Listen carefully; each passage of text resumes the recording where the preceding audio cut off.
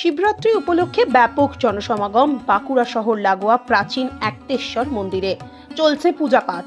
আর এই উপলক্ষে রাত ভোর পূজা অনুষ্ঠানে যোগ দিলেন তারা।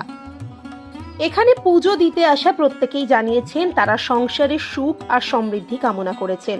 একই সঙ্গে অন্ধকার ঘুচিয়ে দেবাদিদেব মহাদেব আলোর দিক নির্দেশ করুন, এটাই এই মুহূর্তে সবচেয়ে বড় চাওয়া বলেই তারা জানিয়েছেন।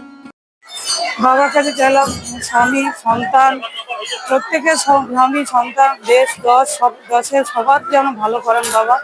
বাবা মাথার উপর সবার মাথার উপর থাকলে সব কিছু ভালো হবে। বাবা যেন সবার মঙ্গল করেন। প্রতি বছরই আসেন? প্রতি বছর আসতে পারি না, মাঝে মাঝে আসি। আজ কেমন লাগছে বাবার এই দর্শন পেয়ে পরে?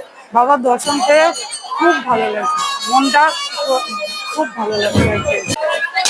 বাবার কাছে চাইলাম সারা জীবন যেন ভালোভাবে পড়াশোনা করতে পারি, কিছু করতে পারি কাজটা, আর নিজের মা বাবাকে যেন সারা জীবন দেখতে পাই। মঙ্গল কামনা সবসময় ভালো থাকে। ওটাই ভালো থাকে, এটাই চাই ফ্যামিলি সবসময় যেন ভালো থাকে। আজকের এই 3 দিনে আসতে পেরে কেমন লাগছে? এটা আমাদের অনেক দিনের ইচ্ছা ছিল যে এগ্রেসর এসে বাবার মাথায় জল দেবো, পূজা দেবো, তো আজকে সম্পূর্ণ হলো, আমাদের খুব ভালো লাগছে। হ্যাঁ, মনস্কামনা আজকে পূর্ণ হলো। আর এই বাঁকুড়া একটেশ্বর শিব মন্দির বাঁকুড়া জেলার গর্ব। এই শিবরাত্রি উপলক্ষে মানুষের মনে একটা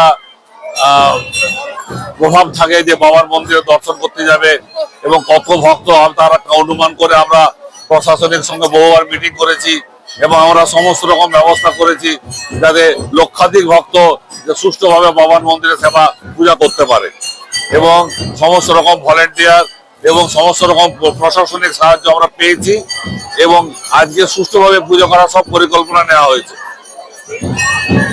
সকাল থেকে দেখি ব্যান্ড বাজছে, কেন এটা? এটা বাবার মন্দিরে বিয়ের আসর, সেই বিয়ের আসরে যেমন ব্যান্ড থাকে সেই ব্যান্ডের পরিকল্পনা নেওয়া হয়েছে।